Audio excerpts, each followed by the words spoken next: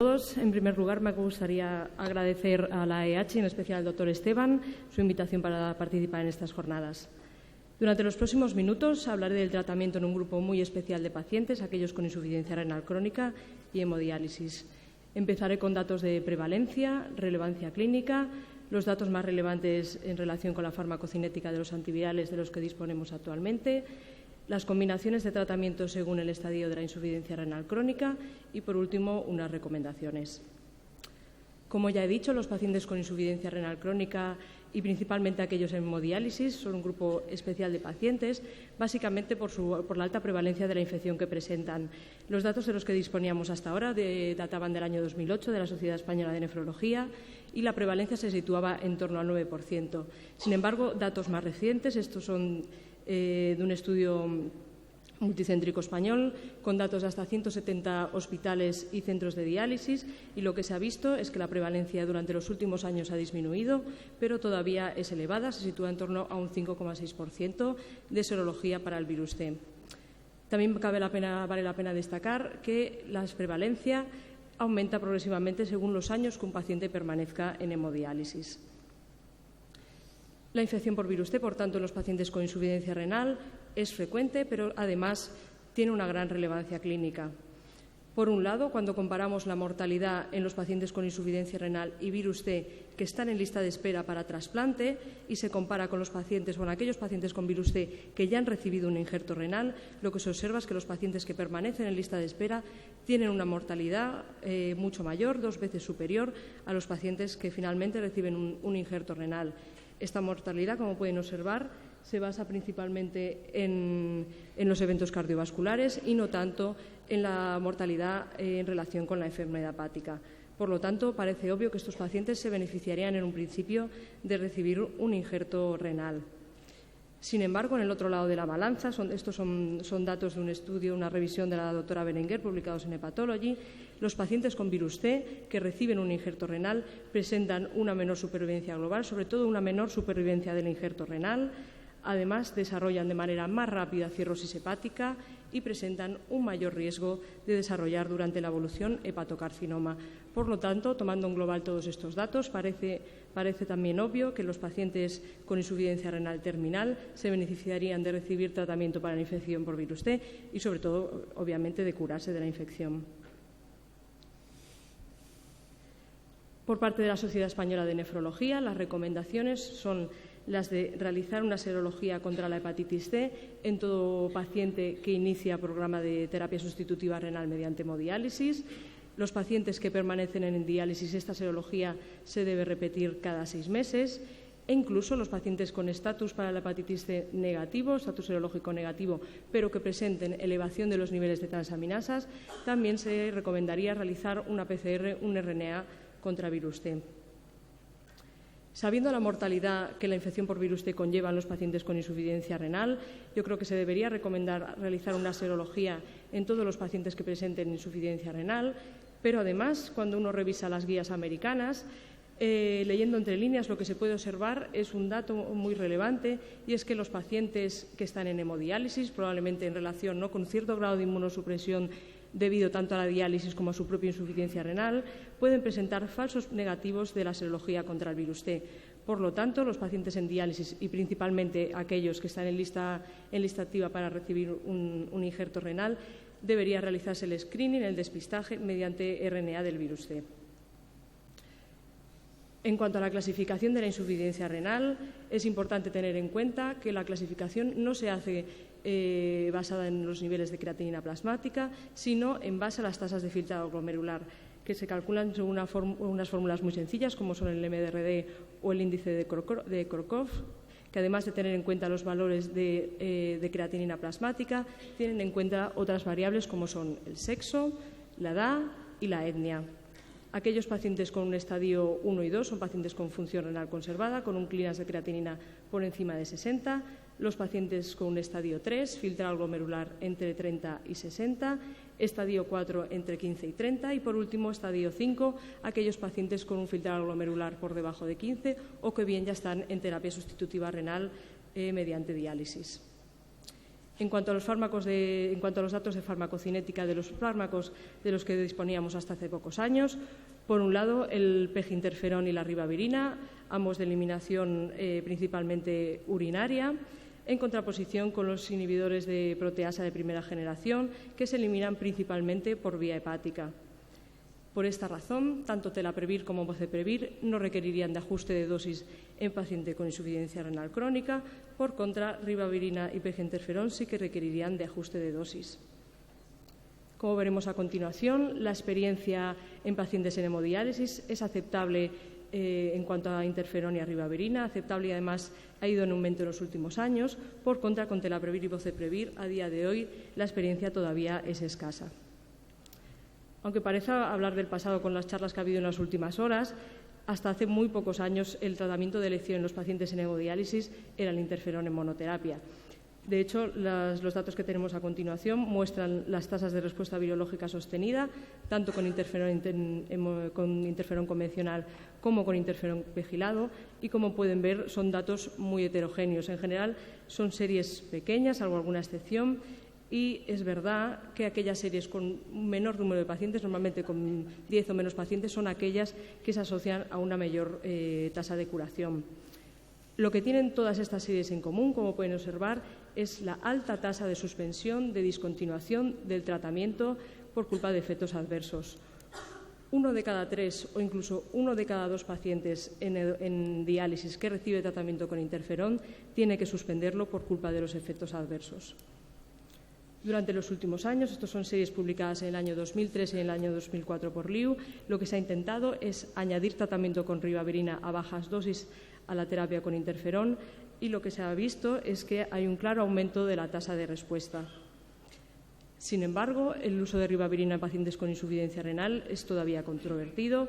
Por ficha clínica no estaría indicado, no estaría recomendado en aquellos pacientes con un filtrado glomerular por debajo de 50, pero sí que es verdad que en los últimos años la experiencia de uso se ha ido aumentando. ¿Qué sería lo ideal? Bueno, lo ideal sería ajustar la dosis de ribavirina a los niveles plasmáticos, tanto del fármaco, niveles intracelulares, como a los niveles de hemoglobina. Sin embargo, estarán de acuerdo que a nivel de práctica clínica esto es muy complicado, por no decir prácticamente imposible. Un estudio muy interesante publicado el año pasado lo que hizo fue valorar las dosis de ribavirina en pacientes con insuficiencia renal, con diferentes estadios de insuficiencia renal, y buscar qué dosis de ribavirina eran las que más se parecían, las que lograban un área bajo la curva más parecida a aquellos pacientes con función renal conservada. Finalmente, partiendo de dosis más elevadas, las conclusiones fueron que la dosis de 200 miligramos a días alternos con 400 miligramos en pacientes con clearance entre 30 y 50 mililitros minuto lograba áreas por debajo de la curva muy parecidas a pacientes con insuficiencia renal normal que se trataban con dosis plenas. Lo mismo con la dosis de 200 miligramos diarios en pacientes con tasas de filtrado glomerular por debajo de 30. Con respecto a los IPs de primera generación, como ya he dicho, la experiencia es muy escasa, mayormente son series con un número muy reducido de pacientes, si bien es verdad que la tasa de respuesta virológica sostenida parece algo mayor que la que lograba el interferón en monoterapia e incluso el interferón asociado a ribavirina. Sin embargo, hay un dato que es muy relevante en estos pacientes en insuficiencia renal crónica que normalmente ya tienen un cierto nivel de anemia. En el 50, incluso en algunas series hasta el 100% de los pacientes, cuando recibían terapia triple, terapia con IPs de primera generación, presentaban una caída superior a 2 puntos de hemoglobina durante el tratamiento con triple terapia.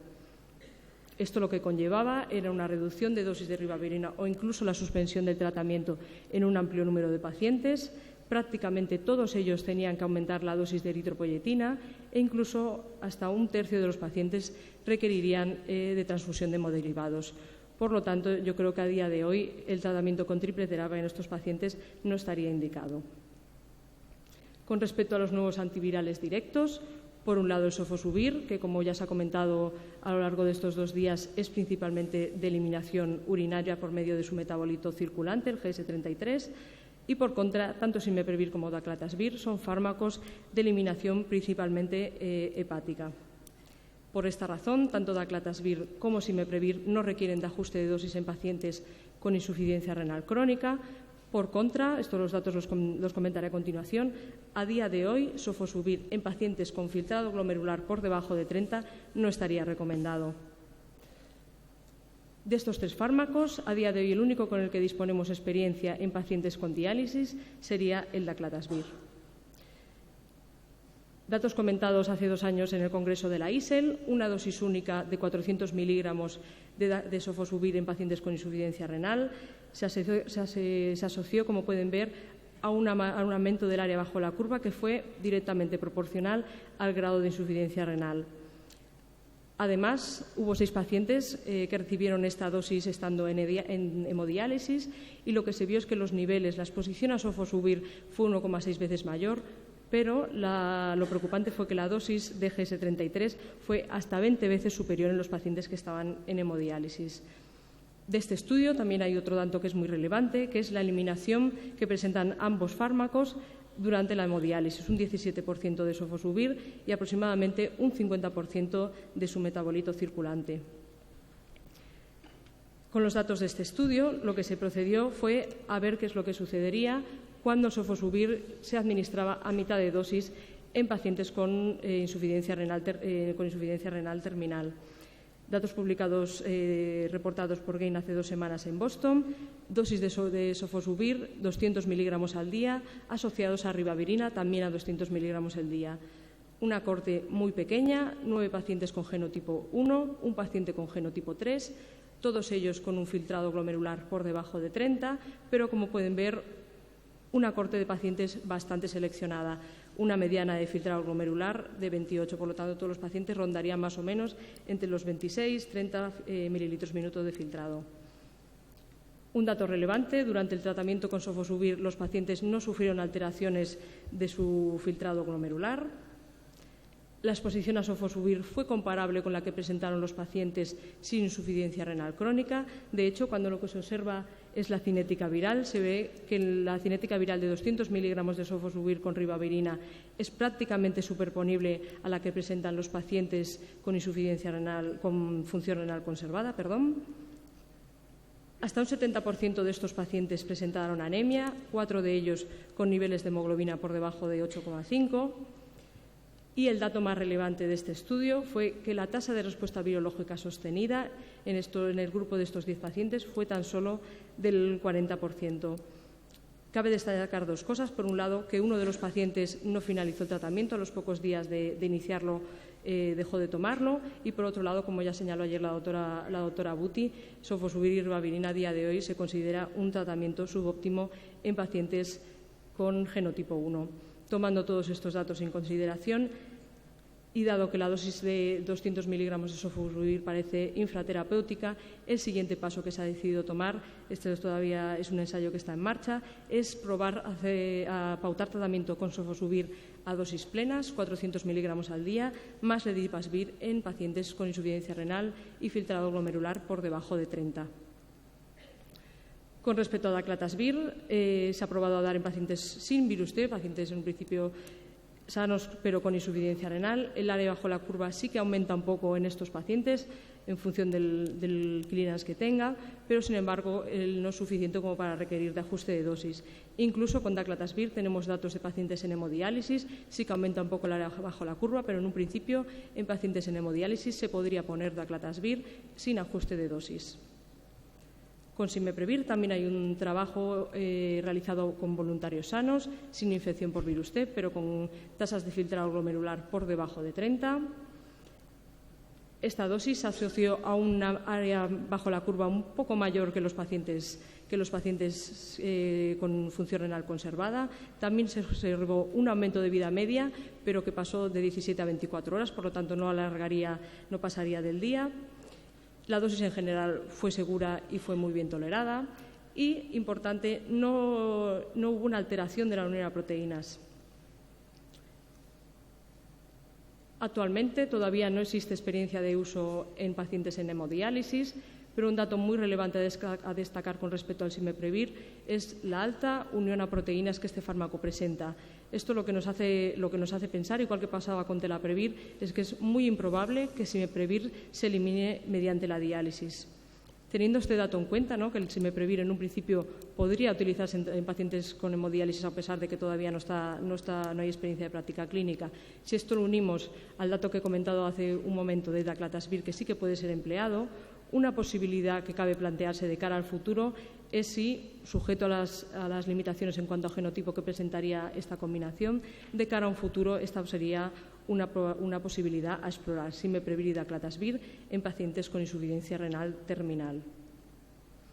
En cuanto a las futuras combinaciones que esperemos tengamos a nuestra disposición en pocos meses, por un lado Ledipasvir, eliminación principalmente hepática, igual que el combinado 3D de ADVI, Paritaprevir, Onvitasvir y Desabuvir, los tres de eliminación principalmente hepática y que, por tanto, no requerirían de ajuste de dosis en pacientes con insuficiencia renal crónica. Ledipasvir en un principio tampoco requeriría de ajuste de dosis, sin embargo, presenta la limitación de estar conformulado con Sofosbuvir y, por tanto, en un principio no se recomendaría en pacientes con filtrado glomerular por debajo de 30. Como ya he comentado, con la combinación de Arboni ya hay en marcha un estudio en pacientes con filtrado glomerular disminuido y lo mismo con la combinación 3D de ADVI.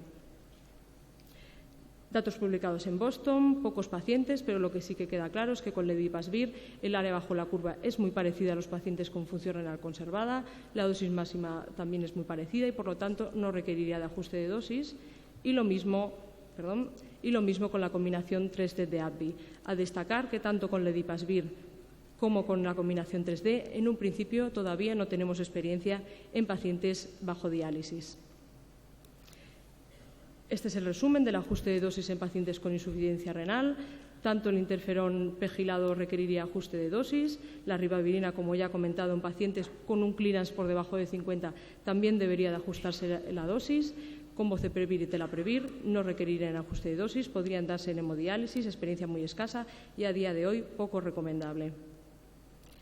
Con Sofosbuvir, clearance por debajo de 30 no estaría recomendado. Simeprevir se podría emplear en pacientes aunque tengan un clearance por debajo de 30. Todavía no tenemos experiencia en pacientes en diálisis, aunque su eliminación es más que improbable. Y con Daclatasvir, la dosis de 60 miligramos una vez al día es la que se debería de pautar en los pacientes independientemente del grado de insuficiencia renal. Con respecto a las futuras combinaciones, Ledipasvir se puede dar incluso con clearance por debajo de 30 a la misma dosis. Sin embargo, hay que tener en cuenta la limitación al de estar conformulado con Sofosbuvir, o sea que en un principio solo en pacientes con clearance por encima de 30 podría estar indicado. La combinación 3D se puede dar en pacientes con clearance por debajo de 30, pero en un principio todavía no tenemos datos de pacientes en diálisis. Con todo esto, las recomendaciones o las posibles combinaciones que se podrían dar en pacientes con insuficiencia renal según el estadio, pacientes con un estadio 1-2, o sea, pacientes con una función renal conservada, las recomendaciones serían las mismas que ya se comentaron ayer por la tarde. Pacientes que tengan un filtrado glomerular por debajo de 50, de cara a evitar, como ya he comentado, los efectos adversos asociados tanto a la ribavirina como al interferón, se debería de intentar evitar estos dos fármacos en la medida de lo posible. Por lo tanto, para genotipo 1, mi recomendación sería Sofosbuvir Simeprevir, Sofosbuvir Daclatasvir, Sofosbuvir Ledipasvir o bien, cuando se estuviera disponible, la combinación 3D de ADVI. Para genotipo 2 me temo que todavía necesitamos la combinación de Sofosbuvir junto con ribavirina, eso sí, ajustada a función renal, al clearance que presente el paciente en ese momento. Para genotipo 3, Sofosbuvir ribavirina o incluso mejor, Sofosbuvir Daclatasvir y Sofosbuvir Ledipasvir, aunque en un principio en este momento solo estarían indicados en pacientes con cirrosis. Genotipo 4, Sofosbuvir Simeprevir, Sofosbuvir Daclatasvir, Sofosbuvir Ledipasvir o la combinación 3D de ADVI. En el siguiente escalón, el estadio 4, pacientes con un clearance por debajo de 30, la principal limitación que tendremos para hacer las combinaciones será que no podemos pautar a día de hoy tratamiento con Sofosbuvir. Por lo tanto, me temo que, aunque parezca cosa del pasado, tendremos que seguir echando mano de las terapias basadas en interferón. Mientras no dispongamos, eso sí, de la combinación 3D de ADVI, que en un principio sí que podría estar disponible o se podría pautar en pacientes con genotipo 1 o con genotipo 4 que presenten una tasa de filtrado glomerular por debajo de 30. Además, para genotipo 1 podría plantearse la posibilidad de hacer triple terapia con PEG, RIBA y Simeprevir. Para genotipo 2 y 3 solo nos quedaría la opción de peginterferón con ribavirina. Y para genotipo 4, aparte de la posibilidad del combinado 3-CEP de AbbVie, también podríamos hacer triple terapia con Simeprevir, Pegiriba o bien Daclatasvir, Pegiriba. Para el grupo de pacientes más complicados, pacientes con una tasa de filtrado glomerular por debajo de 15 o bien que ya estén en terapia sustitutiva renal mediante diálisis, lo pongo con un asterisco porque en un principio, como ya he comentado, el Simeprevir todavía no hay experiencia de uso clínico en pacientes bajo diálisis. Sin embargo, teniendo en cuenta los datos de farmacocinética, su alta unión a proteínas, en un principio sería un fármaco que no se eliminaría mediante la diálisis y además tenemos la experiencia de uso en Telaprevir. Por lo tanto, una opción sería tratar a estos pacientes genotipo 1 con peginterferón, riba y Simeprevir. Genotipo 2 y 3 nos quedaría solo la opción del peginterferón con la ribavirina y en el genotipo 4 sí que tenemos la ventaja de que se podrían tratar con Daclatasvir, que sí que ya ha sido probado en pacientes con hemodiálisis y lo mismo todavía no hay datos de uso, pero también podría probarse peginterferón, ribavirina y Simeprevir. La combinación que he comentado anteriormente, Simeprevir y Daclatasvir, todavía no hay experiencia de uso clínico, pero yo creo y aparte me consta que en los próximos meses empezará a haber datos de esta posible combinación, pero como todavía no está publicado, por ahora no creo que sea una combinación a recomendar. Por último, a modo de resumen, las recomendaciones. Todo paciente con insuficiencia renal sería candidato, se le debería realizar una serología anti-C. Y en aquellos pacientes, además, que estén en diálisis y, sobre todo, principalmente los pacientes que ya estén en lista de espera para recibir un injerto renal, la infección por virus C se debe de descartar por medio de un RNA, de una PCR. Los pacientes con insuficiencia renal que presenten una tasa de filtrado glomerular entre 30 y 50 deben de recibir tratamiento tanto libre de interferón como libre de ribavirina de cara a evitar los efectos secundarios y la alta tasa de descontinuación que producen estos pacientes.